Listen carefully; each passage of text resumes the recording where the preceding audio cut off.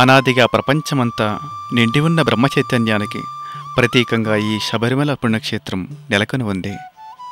విష్ణు శివతత్వమైన సంరక్షక విమోచనలను తనలో నింపుకున్న శబరిగిరినాథుడు ఆ అయ్యప్పను తారక బ్రహ్మను పిలవడం జరుగుతుంది.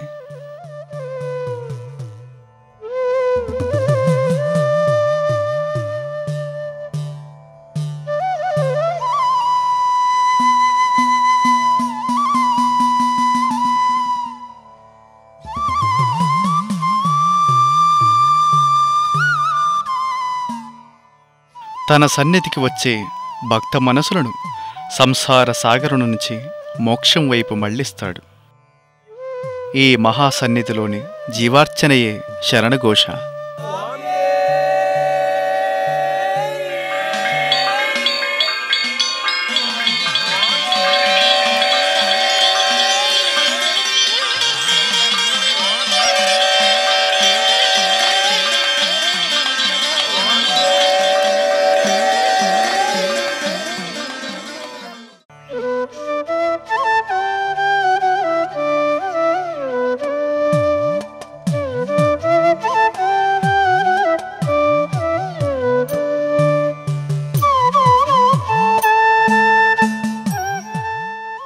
ఇరుముడిని తలదాల్చి శరణఘోష మంత్రాన్ని జపిస్తూ 18 మెట్లను ఎక్కుతూ కలియుగ వరదుడైన అయ్యప్ప స్వామిని దర్శించడానికి వచ్చే భక్తులకు ముందుగా కనిపించేది బంగారు ధ్వజస్తంభం. అశ్వం అధిరోహించిన బంగారు ధ్వజస్తంభం.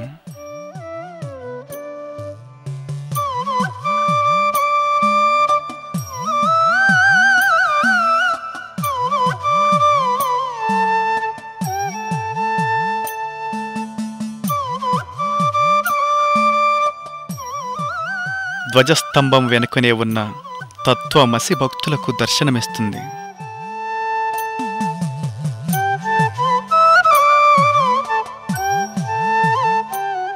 వ్రతమాల ధరించి నైష్ఠిక బ్రహ్మచర్యం మొదలవగానే భగవంతుడు భక్తుడు ఒక్కటయ్యే పుణ్యతీర్థం శబరిమల క్షేత్రం.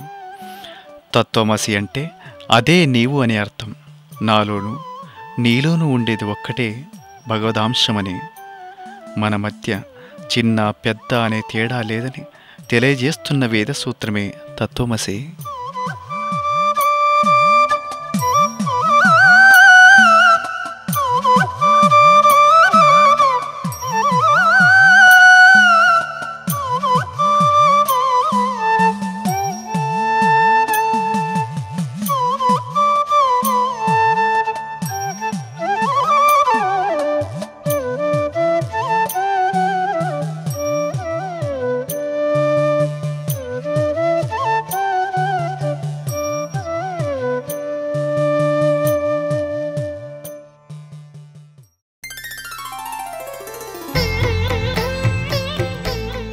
అయ్యప్ప స్వామి సన్నిధికి కొంత దూరంలో నెలకొని ఉన్నది మాలికపురత్తమ్మ క్షేత్రం. లోకాలను ఏలే లోకమాతగా మాలికపురత్తమ్మను భక్తులు కొలుస్తున్నారు.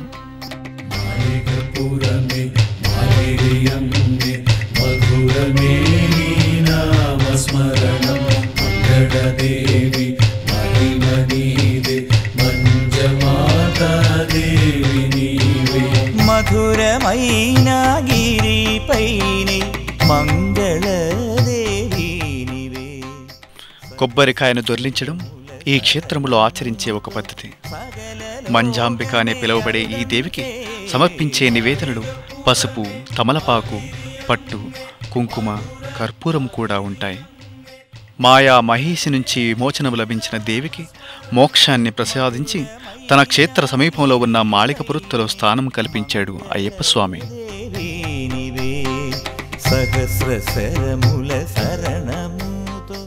నిత్య బ్రహ్మచారి అయిన అయ్యప్పను తనను వివాహం చేసుకోమని కోరిన దేవితో శరకుత్తియాల్లో కన్య స్వాములు శరాన్ని గుచ్చిన నాడు వివాహం చేసుకుంటానని చెప్పాడన్నది ప్రతీతి.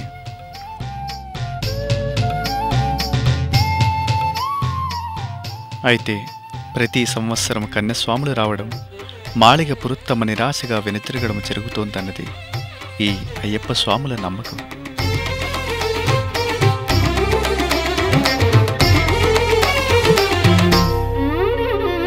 ధర్మ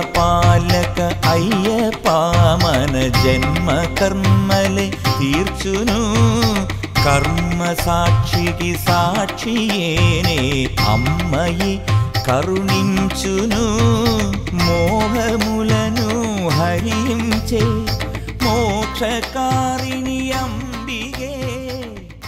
దేవీ దర్శనం అనంతరం భక్తులు చేరుకునేది కడుత్త స్వామి గుడికి. అయ్యప్ప స్వామి శిష్యుడిగా మారిన కడుత్త స్వామి సన్నిధిలో నీళ్లు తాగడం అనే మొక్కుబడి చాలా ముఖ్యమైనది.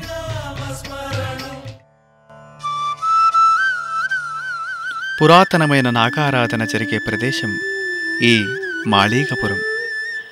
భయభక్తులతో నాగదేవతలకు పసుపుతో అర్చనలు చేస్తారు స్వామి భక్తులు.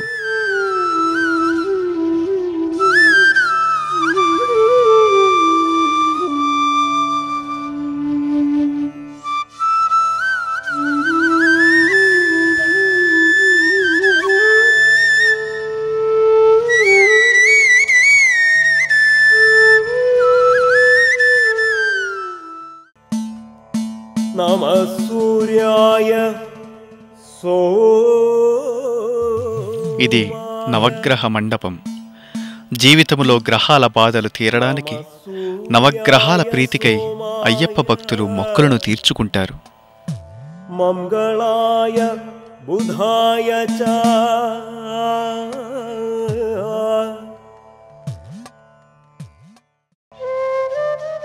18 మెట్లకు ఉత్తరం వైపు కరుత్త స్వామి ఆలయం ఉంటుంది. కర్పూరం, ద్రాక్ష ఈ స్వామికి ఇష్టమైన నైవేద్యం. 18 మెట్లకు దక్షిణ వైపు నెలకొని ఉన్న కరుప్పాయి అమ్మను కూడా భక్తితో కొలుస్తారు అయ్యప్ప స్వామి భక్తులు.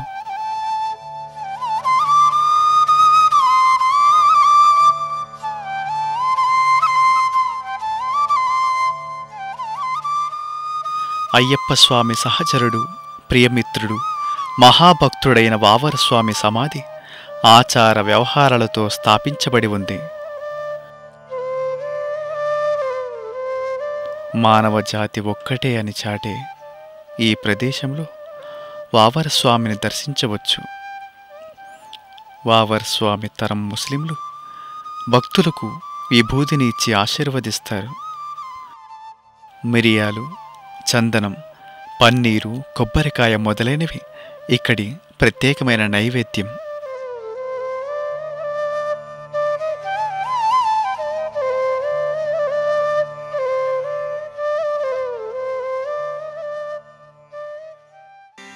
శబరిగిరీశ్వర సౌభాగ్యదాయక శరణం తవ. శబరిమల క్షేత్రం వెనుక ఉన్నది భస్మకుళం. ఇదే తీర్థయాత్రకుల పాపహారిణి. శ్రీరామునిచే మోక్షం లభించిన నీలి శబరి మోక్షానంతరం యోగాగ్నిలో దహించగా మిగిలిన భస్మం ఈ కోనేటిలోనే నిమజ్జనం చేశారన్నది ప్రతీతి. భస్మకుళంలో స్నానమాచరిస్తే సకల పాపాలు తొలగుతాయనేది భక్తుల నమ్మకం. ఈశ్వర సౌభాగ్యదాయక శరణం తవ చరణం.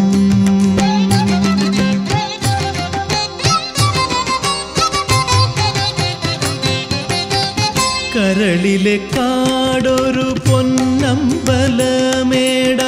സുരഭില ചിന്തകൾ കർപ്പൂര കുണ്ടമായി. കരളിലെ കാടൊരു പൊന്നമ്പലമേടായി സുരഭില ചിന്തകൾ കർപ്പൂര കുണ്ടമായി. പങ്കജനയന മാമകാത്മാവൊരു 18ാം പടിയായി. 18ാം പടിയായി.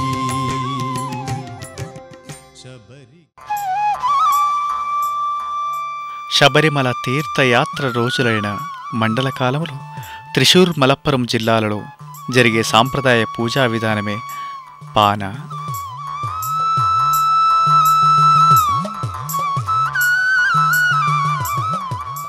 ప్రాంతీయ ఆచారాల ప్రకారం దేశపాన, పానతొళ్ళల్, పానపెడుత్తం, పాన నృత్యం అనే పేర్లు కూడా ఈ సాంప్రదాయ కళలకు ఉంది.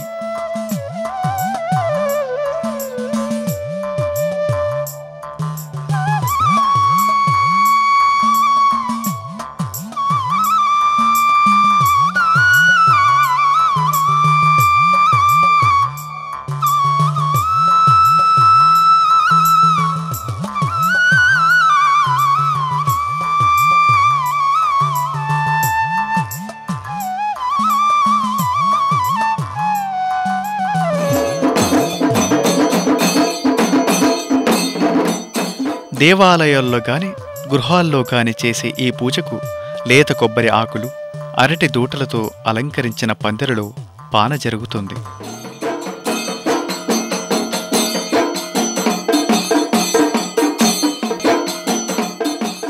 ఒక మండల కాలంలో వ్రతం ఆచరించి పానపూజను నిర్వహిస్తారు.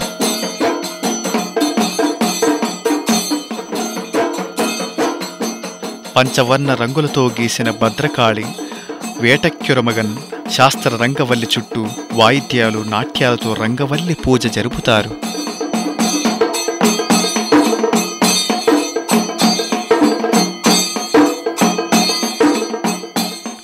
అభీష్టసిద్ధి, అష్టైశ్వర్యాలు పానపూజ చేయడం వల్ల లభిస్తుందని ఇక్కడి నమ్మకం. నాట్యంతో జరిగే ఈ సాంప్రదాయ నృత్యం చూపలను ఎంతగానో ఆకర్షిస్తుంది.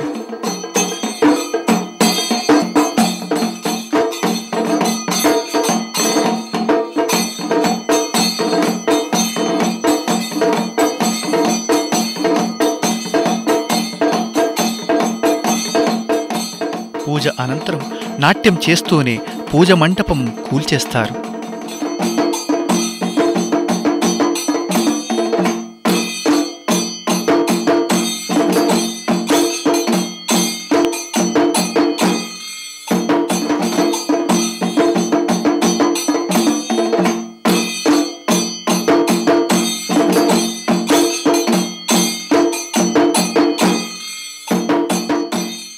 తర్వాత జరిగే గురిది తర్పణముతో ఉత్తర కేరళ సాంప్రదాయ పూజపాన ముగుస్తుంది.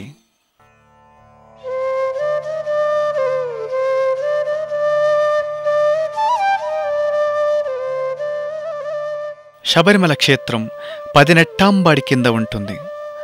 అగ్నిగుండం ఎప్పుడూ మండుతూ అగ్నిశిఖలను వెదజల్లుతూ ఉంటుంది. అయ్యప్ప స్వామికి ప్రీతిపాత్రమైన నెయ్యితో అభిషేకం పూర్తయిన పిమ్మట మిగిలిన కొబ్బరి చిప్పలు ఈ గుండంలో అర్పిస్తారు.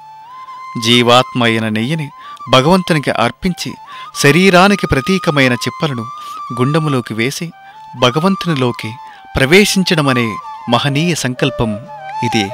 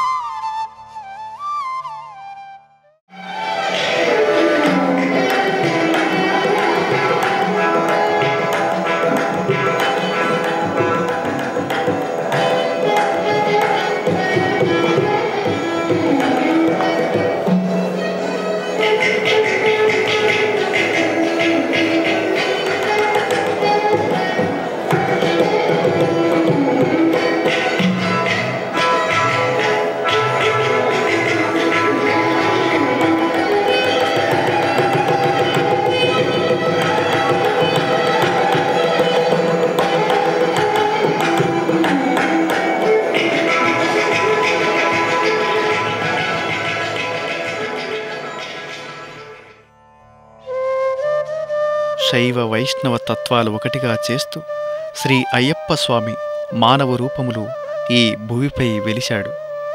సకల చరాచర సృష్టికి భూతనాథుడిగాను ధర్మాన్ని పరిరక్షించడానికి ధర్మశాస్త్రగా అవతరించి శ్రీ అయ్యప్ప స్వామి శబరిమల క్షేత్రములో వెలసినాడు. దేహానికి, మనసుకి, ప్రపంచానికి నాథుడైన భగవంతుడు ఈ సన్నిధికి వచ్చే తన భక్త జనాలను జీవితములోని మహాక్లేశాల నుండి, అజ్ఞానాంధకారము నుండి రక్షించి తన ఆత్మ సామ్రాజ్యములోనికి తీసుకువెళుతున్నాడు. అందుకే ఈ దైవ సన్నిధిలోని ధూళి స్పర్శ కూడా జన్మ జన్మల సుకృతమే.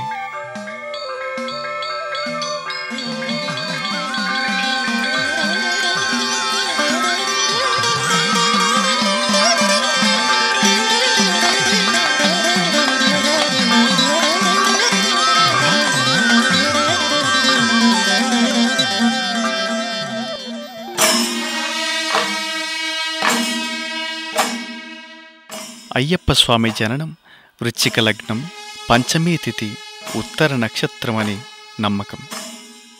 అందుకే వృశ్చిక మాసములో ఉత్తర నక్షత్రంలో ధ్వజారోహణ జరుగుతూ ఉండేది. కానీ మండల కాల జనసందోహం కారణం చేత ధ్వజారోహణలో మార్పులు చేశారు. శబరిమల క్షేత్ర ఉత్సవం 10 రోజులు జరుగుతుంది.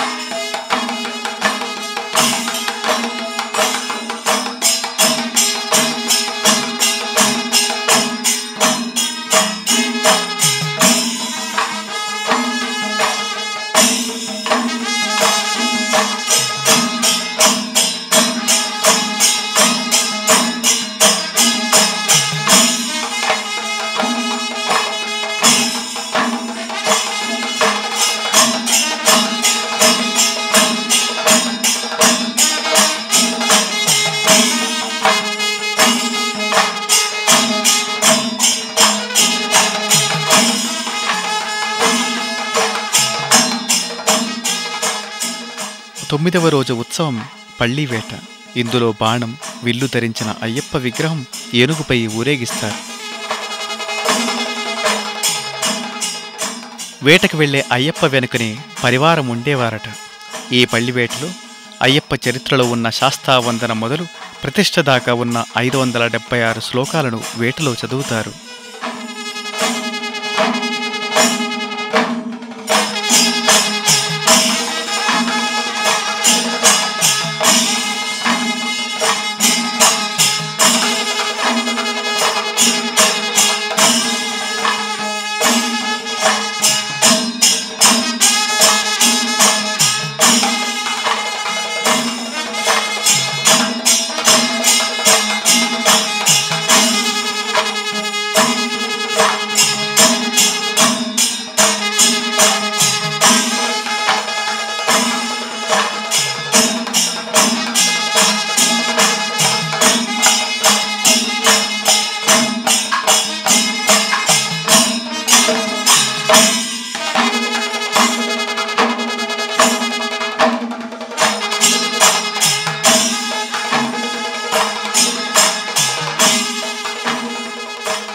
పళ్ళివేటలో అంటుకున్న అశుద్ధి పోవడానికి భగవంతుడు ఆ రాత్రి క్షేత్రం బయట తయారు చేయబడిన మొలకెత్తిన నవధాన్యములపై శయనిస్తాడు.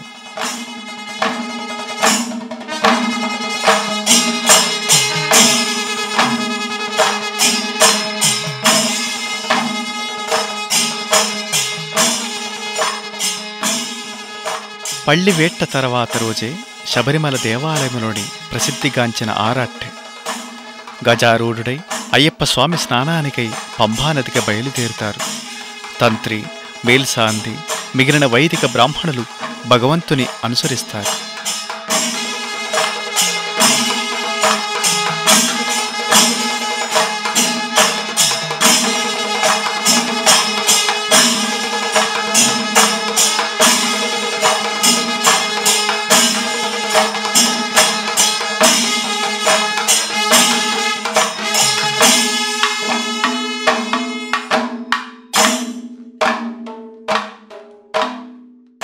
పంపా తీరములోని అర్చన అభిషేకం తర్వాత అయ్యప్ప స్వామి గంగా చైతన్యం నిండిన పుణ్యనది పంపలో స్నానమాచరిస్తాడు.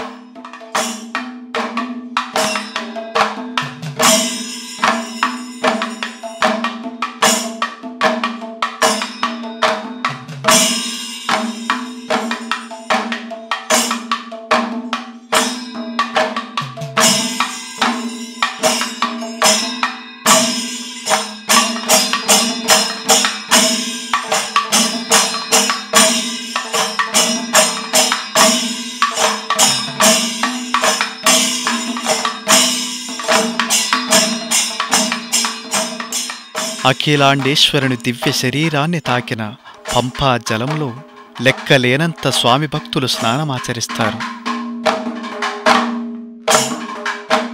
ఈ సమయంలో భగవత్ చైతన్యం నిండిన కృష్ణపక్షులు ఆకాశంలో ఎగురుతూ ఉంటాయి.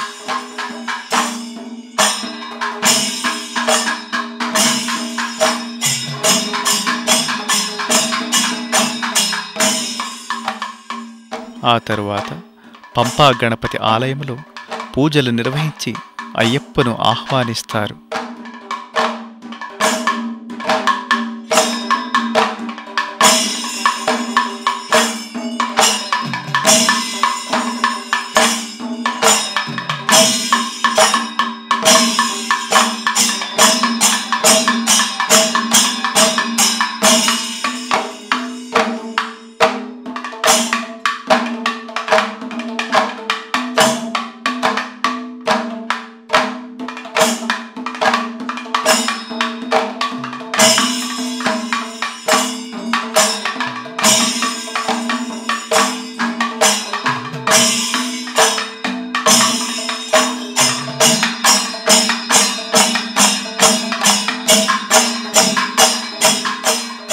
సకల చరాచర ప్రకృతికి నవచైతన్యాన్ని ప్రసాదించి క్షేత్ర ప్రాంగణంలోని తిరిగి వస్తున్న అయ్యప్ప విగ్రహాన్ని దించి ఊరేగించి అయ్యప్ప విగ్రహ పూజానంతరం 10 రోజులుగా సాగిన శబరిమల ఉత్సవం ముగుస్తుంది.